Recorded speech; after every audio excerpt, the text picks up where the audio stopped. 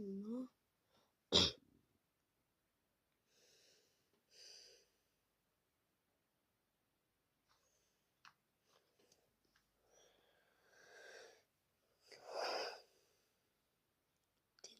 вот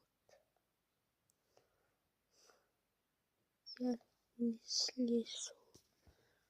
Я просто слушаю его.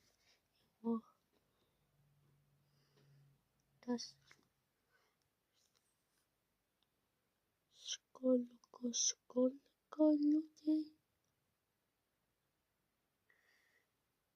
на динозавров будет больше. Динозавр — это не моя идея. Это идея моего брата.